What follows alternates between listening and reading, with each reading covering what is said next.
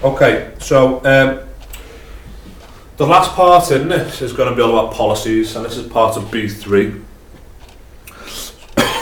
Excuse me. So the first one here says defining responsibilities. Now within a business we need to have specific roles. If you don't have a role, then people won't know what they are doing. This might be, for instance, a certain member of staff might be in charge of giving someone training. Someone might be in charge of checking up on the security of the system. Some people might have the roles of making sure that the user access levels are correct. Again, these are done in big businesses, and when you see the word policy, you should automatically think of just a set of rules. Okay, yeah. So, for instance, acceptable use policy. Sorry, if I go into first of all password policy, this is basically making sure that the policy set by the business is abided by. So, if you've got a login system for that company, you need to make sure that you have got at least one uppercase, one lowercase, one number, one non-alphanumeric character in your password. It also needs to make sure that is six characters long. If it is not that, then you can't set that password for that business. Okay. The next one here, like I said before, is acceptable use policy. Again, if you break this down, acceptable, so something that is correct, usage, so while using, and policy, a set of rules.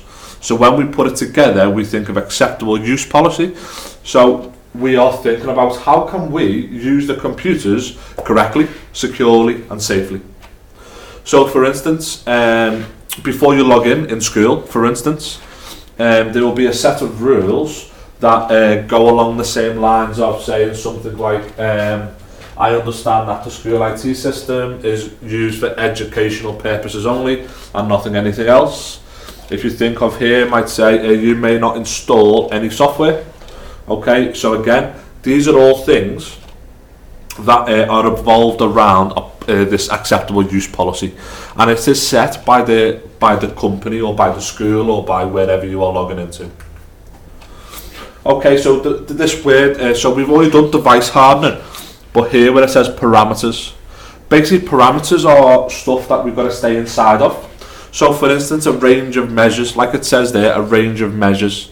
So when you think of a range of measures, it's different things we take to make sure our devices are hard to hack. Okay? This is stuff like putting in harder passwords, putting in biometrics, making sure it's encrypted, all these kind of things. And these are parameters, these are a set of rules that the company, that the business must have set up to make sure they are secure and safe from any cyber attack. The next one on top of that is disaster recovery policy. Now a disaster recovery policy is basically a set of rules where if there is a disaster in the company, whether the building might fall down or an earthquake might happen or something like that, what are the steps that are taken after that, or to actually stop that from causing any long-term damage. So for instance, think of a policy, we're going to have to make sure we back it up, but we'll back it up on cloud storage, which means it's external to the business. We've got to make sure that, you know, when we are recovering our data, that that we can save it in a secure location, making sure where the backups are done on like a regular sort of on like a regular time. So for instance, in a school, you might have your data backed up every sort of, I don't know, say every week, for instance. That will be backed up off-site and it'll be backed up in different locations. So when you send it to, say, Microsoft OneDrive, for instance, they will save it in different locations. So just in case one of their data centers actually has a disaster, it's backed up somewhere else as well. So technically your data will be saved in 3 separate locations or 4 separate locations, just in case a disaster happens at one of them sites. Again, like I just explained, backup policy, think about understanding why we back up, and this all comes down to using our disaster recovery policy really well. Okay, so actions to take after an attack. Now these are the actions to take when we have been hacked. Okay.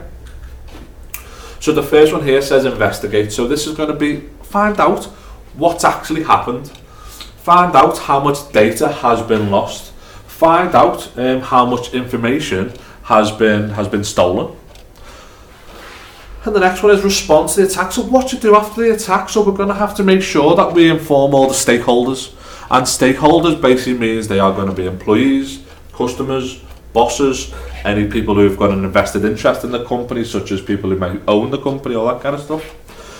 So they actually understand what's happened, and then they can then come up with the decision on what to do next. Here, we've got manage attacks, okay? So for instance, how will you cope with the result of the disaster? So for instance, if it's not backed up, then you're struggling, okay? But if it is backed up, then what you can do is, on the actual site, you can actually device harden the whole site again, and then once it's done, start feeding in all that information to the actual company itself when it is ready. Okay. This idea of the recovery plan. So, for instance, this is once we've done it, we need to basically establish a plan of maintenance. So we are going to recover the data, hopefully if it's backed up, and we can actually get that from actually getting a bomb-proof sort of disaster plan in place. And then the last part is analyse the attack. How has it happened? Have we got to change the way the company works to make sure it doesn't happen again? And that might be doing stuff like getting ethical hackers in to see how have they hacked us, and then how can we stop that from happening again? And also, is there any other gaps? Have they created a loophole in or like a little back door in the company, which then allows other people to get in, which then will actually create a bigger problem in the long run? Okay.